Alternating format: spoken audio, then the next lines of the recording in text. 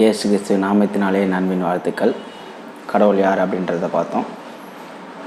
பிசாசு, சாத்தான், நம்ம பாஷையில் சொல்லணும் அப்படின்னு பார்த்திங்கன்னா பேய் அப்படின்றத யாருன்னு பார்த்தோம். சரிங்களா? மனிதர்கள் எதற்காக படைக்கப்பட்டார்கள்? பூமி ஏன் படைக்கப்பட்டது? எப்படி படைக்கப்பட்டது? பூமி பார்த்திங்கன்னா நம்ம மனிதர்களுக்காக படைக்கப்பட்டது. இப்போ கடவுள் பரலோகத்தில் இருக்கிறார் இல்லைங்களா?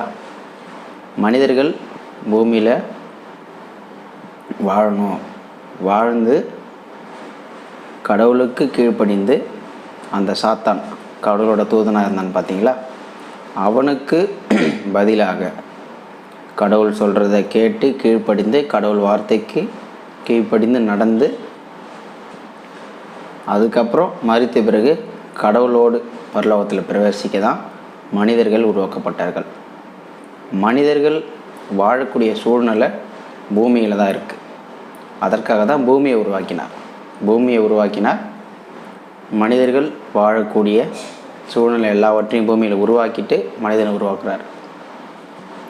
பூமி மனிதர்களுக்காக படைக்கப்பட்டது. ஓகேவா? மனிதர்கள் அந்த தூதனுக்கு பதிலாக கடவுள் வார்த்தைக்கு கீழ்ப்படிந்து நடக்கிறவன ஒரு மனுஷனா, அதுக்கப்புறம் மரித்த பிறகு பரலோகத்தில் கடவுளோட பிரவேசிக்க தான் மனிதர்கள் படைக்கப்பட்டார்கள். சரிங்களா? பூமி எப்படி படைக்கப்பட்டது, மனிதர்கள் எப்படி உருவாக்கப்பட்டார்கள் அப்படின்றத பின் வரக்கூடிய பதிவுகளில் நம்ம பார்க்கலாம். சரிங்களா? கர்த்தர் உங்களை ஆசீர்வதிப்பாராக. ஆமென்.